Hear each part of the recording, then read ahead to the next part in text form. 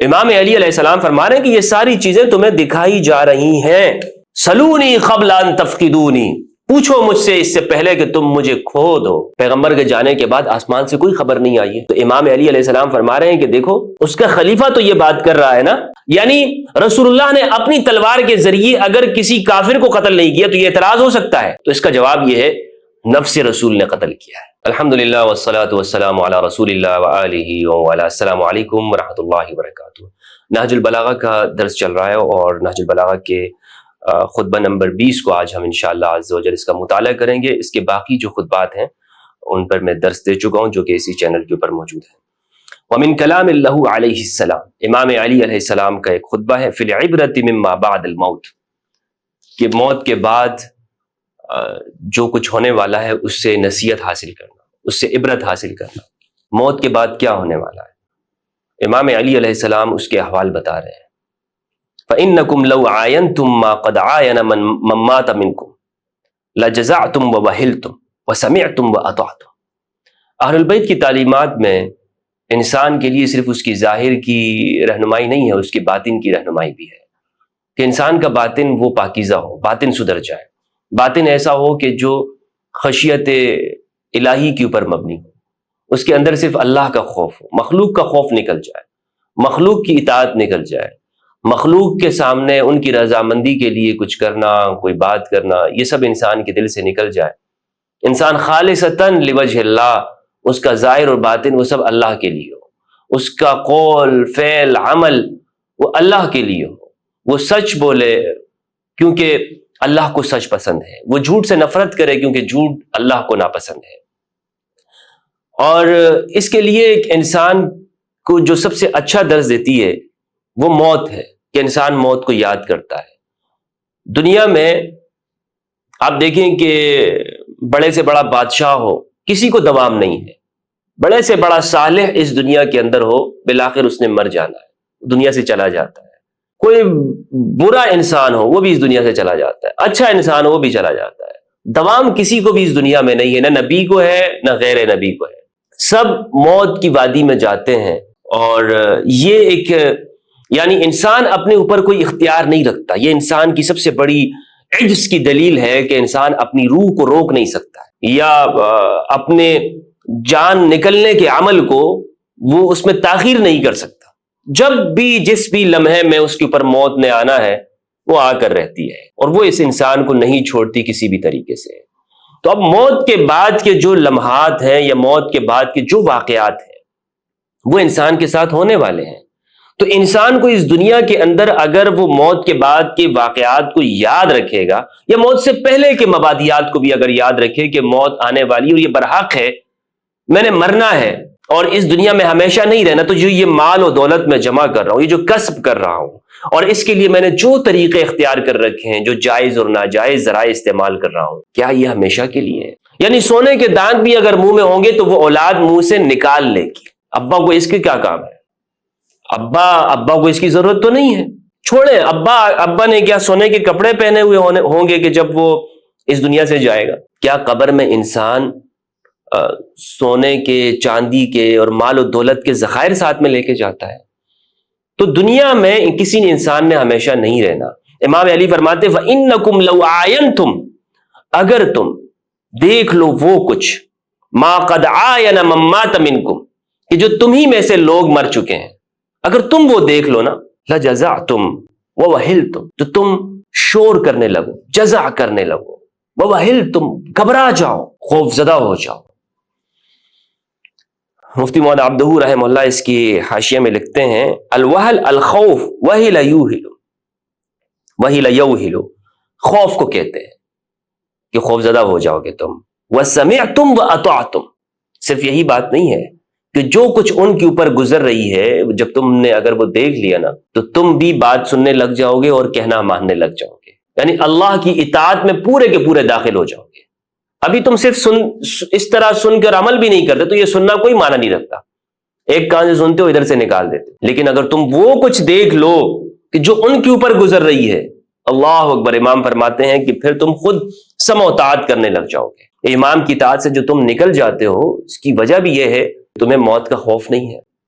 ولیکن محجوب عنکم ما قد عاینوا، لیکن تم سے وہ کچھ پردے میں ہے جس کا انہوں نے مشاہدہ کر لیا ہے، جو وہ دیکھ چکے ہیں۔ وقریب ما یطرح الحجاب، اور قریب ہے کہ یہ حجاب کے پردے ہٹا دیے جائیں گے، ما یطرح الحجاب، گرا دیے جائیں گے حجاب کو۔ یعنی کیا مطلب ہے؟ امام کہہ رہے ہیں کہ موت تمہیں بھی آئے گی، یعنی یہ دیکھیں نا، یہ موت یہ خود امام کو بھی آئی ہے، خود انبیاء کو بھی آئی ہے۔ یہ موت کا واسطہ ہر ایک سے پڑھنا ہے، ہر ایک کو موت کے ساتھ واسطہ پڑھنا ہے، کوئی بھی اس سے بری نہیں ہے۔ لیکن اس کے بعد پھر کیا ہوگا؟ کیا ہمارا یہ کوئی عذر وہاں پہ قابل قبول ہوگا؟ کیا ہم وہاں پر امام کے سامنے جواب دہ ہو سکیں گے؟ کیا ہم وہاں اللہ کے سامنے کھڑے ہو سکیں گے؟ کہ ہم نے اپنے وقت کو کہاں استعمال کیا، اپنی زندگی کو، اپنی جوانی کو، اپنے اوقات کو، اپنے لمحات کو؟ پردہ ہر ایک سے گرایا جائے گا، مجھ سے گرایا جائے گا، آپ سے گرایا جائے گا، اس دنیا میں ہر ایک سے۔ لیکن ہم نے کیا اپنی ذمہ داریاں پوری کر رہے ہیں یا نہیں کر رہے ہیں؟ کیا جو اللہ رب العزت نے مجھے موت سے پہلے فرصت دے رکھی ہے اور ان وسائل کو جو مجھے عطا کی ہوئے ہیں، میں اللہ کے شکر کے ساتھ اس کا صحیح حق ادا کر رہا ہوں یا نہیں کر رہا ہوں؟ یہ پوچھا جائے گا۔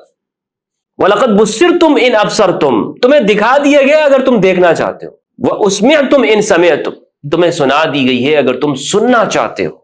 وَهُدِيتُمْ إِنْ اهْتَدَيْتُمْ، اور تمہیں ہدایت دی جا چکی ہے اگر تم ہدایت حاصل کرنا چاہتے ہو۔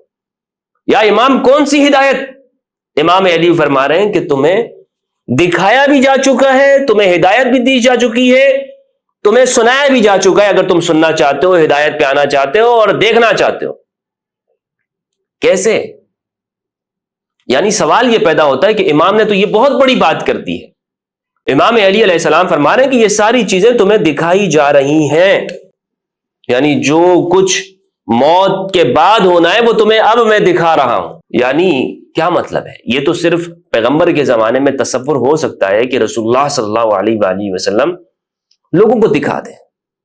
اس بات کو جو امام کہہ رہے ہیں اس کا کیا مطلب ہے؟ امام فرما رہے ہیں بِحَقٍ أَقُولُ لَكُمْ لَقَدْ جَاهَرَتْكُمُ الْعِبَرُ وَزُجِرْتُمْ بِمَا فِيهِ مُزْدَجَرٌ۔ امام علی علیہ السلام نے یہاں پر یقیناً قسم کے ساتھ بات کی ہے، یقیناً اقول لکم، میں تمہیں یہ بات کہتا ہوں، لقد جاہرتکم العبر، عبرتیں بلند آواز سے تمہیں پکار رہی ہیں، عبرت حاصل کرو ہم سے۔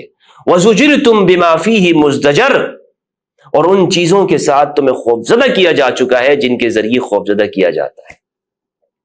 کیا بات ہے امام کے کلام کا؟ کیا مطلب ہے؟ امام اس میں کیا ارشاد فرما رہے ہیں؟ فرماتے ہیں تم سمجھتے ہو کہ یہ غیب کی خبریں ہیں جو میں تمہیں دے رہا ہوں؟ سلونی قبل ان تفقدونی، پوچھو مجھ سے اس سے پہلے کہ تم مجھے کھو دو، پوچھو مجھ سے۔ امام نے ان کو ایک ایک چیز دکھائی اپنے زمانے میں، کہا کہ میں تمہیں دکھا رہا ہوں، یہ سب دیکھ لو۔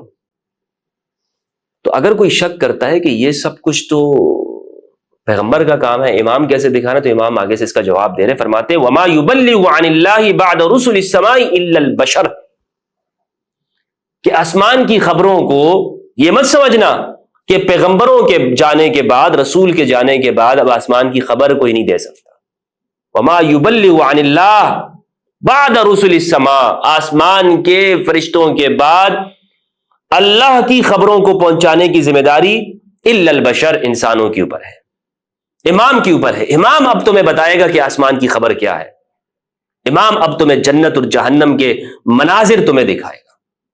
گویا کہ تم اپنی گفتگو کے ذریعے سے، گویا کہ تمہیں سب کچھ نظر آ رہا ہو، جیسے ہم کہتے ہیں نا محاوروں کے اندر، ایسی گفتگو کی کہ گویا کہ وہ منظر سارا میری آنکھوں کے سامنے آ گیا۔ امام کا کلام ہے، امام کی گفتگو ہے۔ اس کے حاشیے میں مفتی مولانا عبداللہ رحمہ اللہ کہتے ہیں رسل السماء الملائکہ، فرشتے، اے ان قلتم لم یأتنا عن اللہ شیء فقد اقیمت علیکم الحجۃ بتبلیغ رسول اللہ و ارشاد خلیفتہ۔ کہتے ہیں اگر تم یہ کہو کہ ہمیں تو پیغمبر کے جانے کے بعد آسمان سے کوئی خبر نہیں آئی ہے، تو امام علی علیہ السلام فرما رہے ہیں کہ دیکھو اس کا خلیفہ تو یہ بات کر رہا ہے نا، رسول کا خلیفہ، رسول کا نائب تو یہ بات تمہیں بتا رہا ہے، تو یہ گویا ایسے ہے گویا کہ آسمان کی خبر ہے۔ یعنی رسول کا نائب، رسول کا خلیفہ تمہیں یہ بات بتا رہا ہے، کوئی عام شخص یہ باتیں نہیں بتا رہا۔ سلونی قبل ان تفقدونی، پوچھو مجھ سے اس سے پہلے کہ تم مجھے کھو دو۔ خطبہ نمبر 21 ہے ومن خطبۃ اللہ علیہ السلام، امام علی علیہ السلام کا خطبہ، فإن الغایۃ امامکم، بالکل غایت مقصد تمہارے سامنے ہے، وإن وراءکم الساعۃ تحدوکم، قیامت تمہارے پیچھے ہے، تمہیں گھیر رہی ہے، قیامت تمہارے پیچھے پیچھے آ رہی ہے، تم آگے آگے بڑھ رہے ہو، قیامت تمہارے پیچھے پیچھے ہے۔ تخففوا تلحقوا، ہلکے رہو تاکہ آگے پہنچ جاؤ۔ فإنما ينتظر بأولكم آخركم، اس لیے کہ تمہارے اگلے والے پچھلوں کا انتظار کر رہے ہیں۔ امام یہ فرما رہے ہیں کہ دنیا میں جس طرح ہمیں اگر لمبا سفر کرنا ہوتا ہے تو آپ نے، اور پیدل سفر کرنا ہو، تو آپ نے دیکھا ہوگا کہ ہم یہ کوشش کرتے ہیں کہ ہمارے ساتھ جو زیادہ رہا ہو وہ کم سے کم، جو ہم اپنا بیگ تیار کرتے ہیں پیدل، مثلا ہم نے 100 کلومیٹر جانا ہے اور 50 کلومیٹر جانا ہے، تو اس سفر کے اندر ہم کیا کرتے ہیں، تھوڑا سا جو ضرورت کا کام، کچھ پانی رکھ لیتے ہیں، کچھ اس طرح کی چیزیں کہ جو ہمیں راستے میں کام آتی ہے، یعنی بوجھ اپنے اوپر نہیں لاتے۔ تو امام فرما رہے ہیں کہ یہ جو سفر تم اختیار کر رہے ہو دنیا کی زندگی میں، دراصل حقیقت جو مقصد ہے نا وہ قیامت ہے، وہاں تم نے جانا ہے۔ اس دنیا میں تمہاری حیثیت صرف ایک مسافر کی ہے، پہنچنا تم نے اس جگہ پر ہے، تو اب پہنچنا تم نے وہاں پر ہے، تو پیدل تم جا رہے ہو، تو اپنے لیے تخففوا تلحقوا، ہلکے رہنا تو تمہیں آسانی ہوگی چلنے میں، ہلکے رہنا تمہیں منزل تک پہنچنے میں بہت سکون ملے گا۔ یعنی جتنا تم نے یہاں پر مال و دولت جمع کیا، پھر اتنا پھر حساب بھی پھر آگے دینا ہوگا، جس ذریعے سے استعمال کیا، جس ذریعے سے تم نے جمع کیا، یہ ساری چیزیں ہیں، کن جگہوں کے اوپر تم کہاں پہ کھڑے رہے۔ یعنی اگر دنیا کے اندر ایک حق اور باطل کا مسئلہ تھا تو تم کیا حق کے ساتھ تھے یا باطل کے ساتھ تھے؟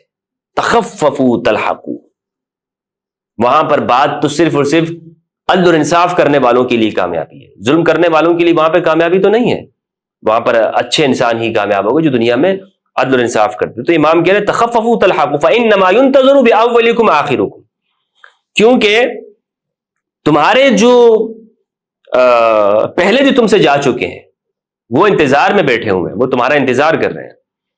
اس کے اوپر شریف رضی صاحب کہہ رہے ہیں رحمہ اللہ، اقول ان هذا الكلام لو وزن بعد كلام الله سبحانه وبعد كلام رسول الله صلی اللہ علیہ وآلہ وسلم بكل كلام لمال به راجحا، کہہ رہے ہیں کہ یہ اتنا وزنی کلام ہے امام نے جو یہ فرمایا دنیا کی حقیقت کے بارے میں اور مقصد کی رہنمائی کے بارے میں، کہ اگر اللہ کے کلام کے بعد، رسول اللہ کے کلام کے بعد اسے دنیا کے ہر کلام کے ساتھ وزن کیا جائے تو یہ امام علی کا جو کلام ہے یہ وزنی کلام ہوگا، یہ ایسا کلام ہوگا کہ جو حق کے زیادہ قریب ہے۔ وبرز علیہ سابقا فاما قول علیہ السلام تخففوا تلحقوا فما سمع کلام اقل منه مسموعا ولا اکثر محصولا وما ابعد غورها من کلمۃ، کہہ رہے ہیں کہ یہ جو کلام ہے نا امام علی کا، تخففوا تلحقوا، ہلکے رہو تاکہ تم آگے پہنچ جاؤ، یہ کلام امام کا دنیا کے ہر کلام سے وزنی ہے، اس دنیا کی حقیقت کو بتا رہا ہے، جھنجھوڑ رہا ہے اپنے ماننے والوں کو،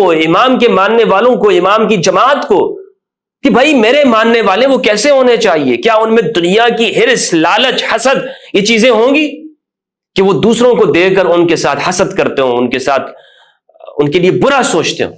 نہیں، امام کے ماننے والے وہ کبھی بھی مال و دولت کو، زر کو، ان چیزوں کو کوئی اہمیت ہی نہیں دیتے، ان کی اہمیت ہوتی ہے تو وہ صرف اور صرف مقصد کی طرف ان کی نگاہیں ہوتی ہے کہ مقصد کیا ہے، یہ دنیا مقصد نہیں ہے۔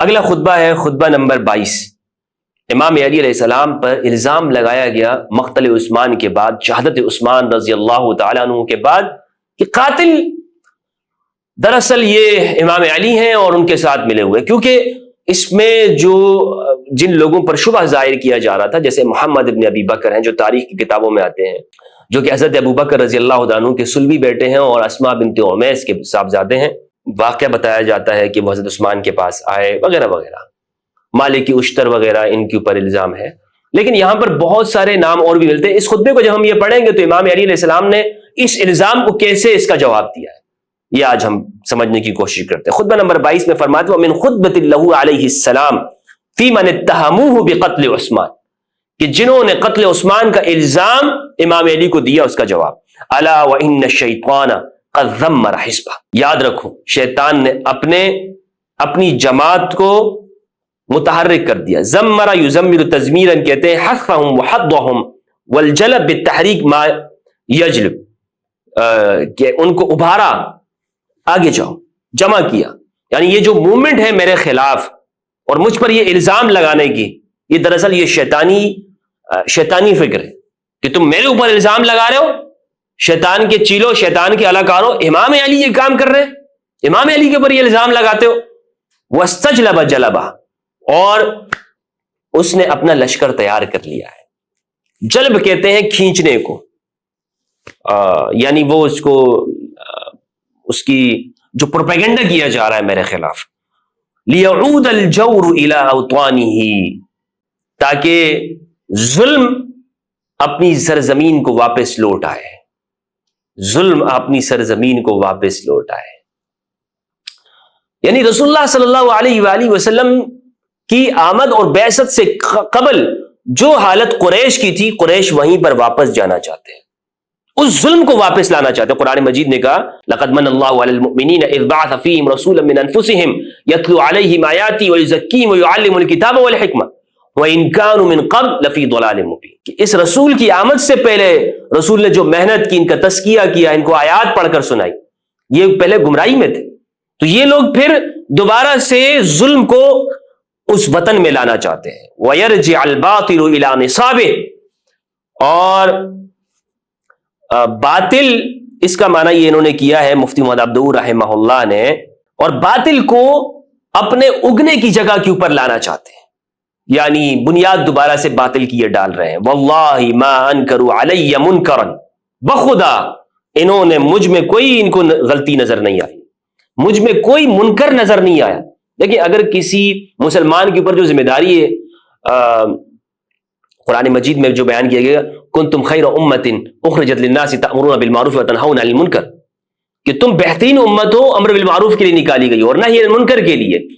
تو امام علی فرما رہے ہیں کہ میرے خلاف ان کا نکلنا، یہ پروپیگنڈا کر رہے ہیں، میں نے تو کوئی برائی بھی نہیں کی ہے، میں کسی معاملے کے اندر شریک نہیں ہوں. ولا جعلوا بینی وبینہم ناصفا، اور نہ ہی میرے اور یہ اپنے درمیان میں یہ کوئی منصف بنا رہے ہیں کہ جو ان کو صحیح بات منصف بتائے، منصف بنانے کے اوپر بھی تیار نہیں ہے. اس کا جو حاشیے کے اوپر لکھا ہے وہ کہہ رہے ہیں النصف بالکسر العادل او المنصف، یعنی کوئی کوئی عادل، کوئی درمیان میں کوئی منصف وہ بنائے، تو یہ اس کے لیے بھی تیار نہیں ہے. ای لم یحکم العدل بینی وبینہم ولم یحکم عادلا، امام خود کہہ رہے ہیں کہ یہاں پر تیسرے شخص کو کہ جو عادل ہو، یہ اس کو بنانے کے لیے تیار نہیں. وانہم لا یطلبون حقا هم ترکوہ، یہ ایسا حق مانگ رہے ہیں کہ جو خود انہوں نے چھوڑا ہوا ہے، یہ ایسا حق مانگ رہے ہیں. ودما هم سفکوہ، اور ایسے خون کا مطالبہ کر رہے ہیں کہ خود انہوں نے بہایا ہے. امام کہہ رہے ہیں کہ یہ خون انہوں نے بہایا ہے، یعنی جو لوگ مجھ سے مطالبہ کرتے ہیں یہ خود شریک ہیں اس کے اندر، بہانے والے بھی یہ ہیں، اور الٹا پھر میرے اوپر الزام لگا کر میرے خلاف یہ پوری پلاننگ کر رہے ہیں، اور میرے خلاف یہ بات کر رہے ہیں کہ میں ہوں وہ شخص کہ جو اس خون کو بہانے والا ہوں. فَلَئِن كُنْتُ شَرِيكَهُمْ فِيهِ فَإِنَّ لَهُمْ لَنَصِيبَهُمْ مِنْهُ. اچھا اگر مان لیتے ہیں کہ میں اس میں شریک ہوں، تو پھر تو حصہ دار یہ لوگ بھی ہیں جنہوں نے فتویٰ دیا، جنہوں نے تحریک چلائی، جنہوں نے حضرت عثمان کے مواقف کے اوپر اعتراض کیا، جو حضرت عثمان کے خلاف کھڑے رہے، تو پھر یہ بھی شریک ہوں گے، اس کے حصہ دار ہوں گے. وَلَئِن كَانُوا وَلُوهُ دُونِي فَمَا اتَّبِعْتُ إِلَّا عِندَهُمْ، اگر میرے علاوہ انہوں نے یہ کام سر انجام دیا ہے تو پھر تو سزا صرف انہی کو ملنا چاہیے. یعنی اگر میں شریک ہوں تو حصہ ان کا بھی، اور اگر میں نہیں ہوں صرف انہوں نے کیا ہے تو پھر تو سزا انہی کو ملنی چاہیے. فَمَا اتَّبِعْتُ إِلَّا عِندَهُمْ، تو اس کی سزا یعنی اس کا پیچھا پھر انہی کے اوپر کرنا چاہیے. وَإِنَّ أَعْظَمَ حُجَّتِهِمْ لَعَلَىٰ أَنفُسِهِمْ، ان کی سب سے بڑی دلیل خود انہی کے خلاف جاتی ہے. سب سے بڑی یہ جتنی بھی دلائل میں سے سب سے بڑی میرے خلاف لانے کی کوشش کرتے ہیں، امام کہتے ہیں کہ یہ ان کے اوپر جا رہی ہے. اس کی بہت تفصیل ہے، اگر آپ وہ پورے واقعات کو پڑھیں گے کہ کس ماحول کے اندر حضرت عثمان رضی اللہ عنہ کی شہادت ہوئی ہے، تو آپ کو پورا منظر آپ کو سمجھ میں آئے گا. امام نے تو خود دفاع کیا ہے، اپنے بچوں کو بھیجا، سیدنا قمر کو بھیجا، امام حسن امام حسین علیہ السلام کو بھیجا، اور اس میں انہوں نے قربانی دی۔ لیکن دوسری جانب سے کیا ہوا؟ کون سا لشکر کس علاقے سے آیا تھا؟ کیا شام سے آیا تھا لشکر؟ کیا حضرت عثمان کو تنہا نہیں چھوڑ دیا گیا؟ کیا حضرت عثمان سے دور نہیں ہٹ گئے تھے لوگ؟ کیا کچھ فتوے ایسے نہیں تھے کہ جنہوں نے حضرت عثمان کے لیے رائے ہموار کی تھی؟ کیا حضرت عثمان کے معاملات کے اوپر صرف تنقید امام علی علیہ السلام نے کی تھی؟ کیا باقی تنقید نہیں کر رہے تھے؟ یہ ساری سب باتیں احادیث کی کتابوں کے اندر اور اہل سنت کی تاریخ کے اندر موجود ہے۔ جو تفصیل دیکھنا چاہتا ہے تو وہاں پہ دیکھ سکتا ہے۔ امام کا خطبہ، اللہ اکبر، کہہ رہے ہیں یرتدعون امًا قد فطمت، یہ ایسی ماں کا دودھ پینا چاہتے ہیں کہ جس کا دودھ ختم ہو گیا، یعنی یہ ایسے محال چیز سے کے اوپر الزام لگا رہے ہیں۔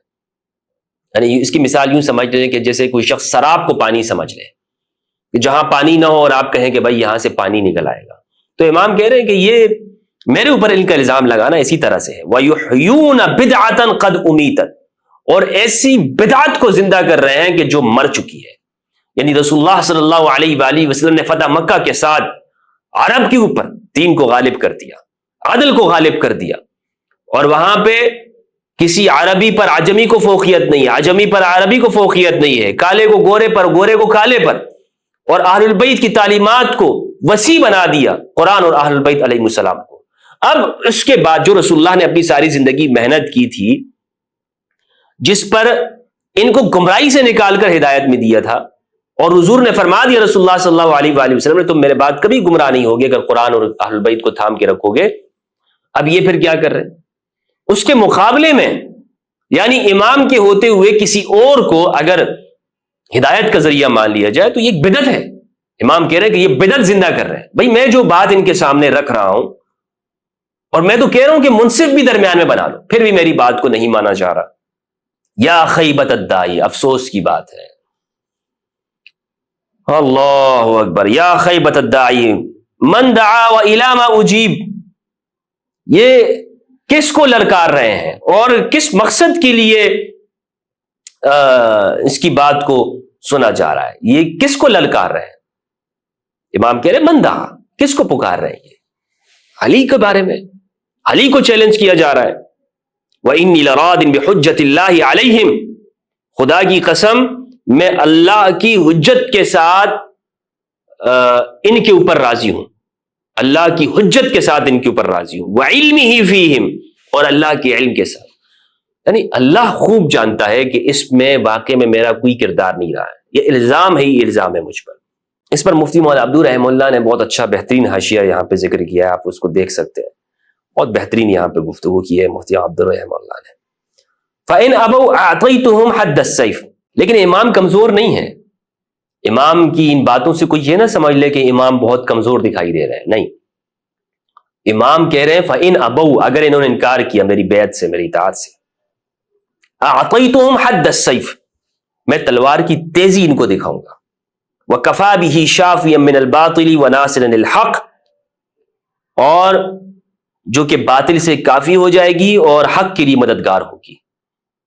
وَمِنَ الْعَجَبِ بَعْثُهُمْ إِلَيَّ أَنْ أَبْرُزَ لِلطَّعَانِ، اور یہ امام کہہ رہے ہیں کہ یہ بڑی تعجب کی بات ہے کہ یہ مجھے دعوت مبارزت دے رہے ہیں کہ یہ نیزے کے سامنے آ کے کھڑے ہو جائیں، مجھے علی کو، علی کے بارے میں، وَأَنْ أَصْبِرَ لِلْجِلَادِ، اور میں کوڑوں کے یا میں جنگ کے لیے ڈٹ جاؤں، کھڑا ہو جاؤں، میدان میں ڈٹ جاؤں۔ امام کہہ رہے ہیں حَوِلَتْهُمُ الْحَبُولُ، رونے والی ہیں ان پر روئیں۔ لَقَدْ كُنْتُ وَمَا أُحَدِّدُ بِالْحَرْبِ وَلَا أُرَهِّبُ بِالضَّرْبِ، امام کہہ رہے ہیں لَقَدْ كُنْتُ وَمَا أُحَدِّدُ بِالْحَرْبِ وَلَا أُرَهِّبُ بِالضَّرْبِ، مجھے دھمکی نہیں دی جا سکتی، میں ایسا ہوں کہ نہ ہی مجھے ڈرایا جا سکتا ہے تلواروں کی ضرب سے، یہ میں اچھی طرح جانتا ہوں۔ وَإِنِّي لَعَلَىٰ يَقِينٍ مِّن رَبِّي وَغَيْرِ شُبْهَةٍ مِّن دِينِي، اور بے شک یہ کہ میں اپنے رب کی جانب سے یقین کے اوپر ہوں اور اپنے دین میں مجھے کوئی شبہ نہیں ہے۔ یعنی یہ مجھے ڈرانے دھمکانے کی بات کریں، تعجب کی بات ہے۔ امام کہہ رہے ہیں میں سیف اللہ ہوں، سیف الاسلام ہوں، اسد اللہ ہوں، میں رسول کا بھائی ہوں، میری تو جب سے پیدائش ہوئی ہے میں نے رسول کا دفاع کیا ہے اور جوانی میں قدم رکھا ہے. تو امام علی علیہ السلام بدر میں کتنے سال کے تھے؟ جوانی کے ابتدائی ایام تھے. نہیں، رسول اللہ صلی اللہ علیہ وآلہ وسلم کی بعثت کے وقت امام علی 10 سال کے. رسول اللہ صلی اللہ علیہ وآلہ وسلم نے جب مکہ سے مدینہ ہجرت کی تو امام علی کی عمر 23 سال ہے. بدر کے وقت میں 25 سال کے جوان ہیں. تو اب اندازہ لگائیں کہ جوانی کے ابتدائی ایام نبی کے دفاع میں گزر رہے ہیں، پوری زندگی نبی کے دفاع میں گزر رہی. تم مجھے ڈرا رہے ہو؟ یعنی اسلام کی ساری جنگیں وہ میرے کارنامے ہیں کہ جو میں نے اسلام کو جیت کے دیے ہیں. ونر ان کا میں ہوں، جیتنے والا میں ہوں. یوں سمجھ لیجئے کہ رسول اللہ صلی اللہ علیہ وآلہ وسلم کی تلوار میں ہوں. یعنی رسول اللہ نے اپنی تلوار کے ذریعے اگر کسی کافر کو قتل نہیں کیا تو یہ اعتراض ہو سکتا ہے کہ بھائی رسول اللہ نے کبھی قتل نہیں کیا. تو اس کا جواب یہ ہے نفس رسول نے قتل کیا ہے. نفس رسول نے تمام جنگیں جیتی ہیں. یہ گویا محمد رسول اللہ نے جنگیں جیتی ہیں. یعنی جو عمل نفس رسول کا ہے، علی بن ابی طالب کا ہے، قربانیاں ہیں، جہاد ہے، مبارزت ہے، حق کے لیے لڑنا ہے، قربان ہونا ہے، یہ محمد رسول اللہ صلی اللہ علیہ وآلہ وسلم کی قربانیاں ہے. نفس رسول اس معنی کے اندر ہے. تو اسلام کو تو جو قائم رکھا ہے وہ علی بن ابی طالب نے رکھا ہے قائم. کسی جنگ سے بھاگے نہیں ہیں، فرار نہیں ہوئے. امام علی کی یہ خصوصیت عبداللہ ابن عباس فرماتے ہیں علی کی خصوصیت یہ ہے کہ یہ کبھی فرار نہیں ہوئے، کبھی فرار نہیں ہوئے. حتیٰ کہ یوم المہراس احد کے دن میں بھی علی ابن ابی طالب علیہ السلام فرار نہیں ہوئے. تو یہ خطبات تھے، خطبہ نمبر 20، 21 اور 22 جو نہج البلاغہ کا مطالعہ ہم نے کیا. اللہ سبحانہ و تعالیٰ سے دعا ہے کہ پروردگار ہم سب کو قرآن مجید میں تدبر کرنے اور اہل بیت کی معرفت عطا فرمائے. والسلام علیکم ورحمۃ اللہ وبرکاتہ.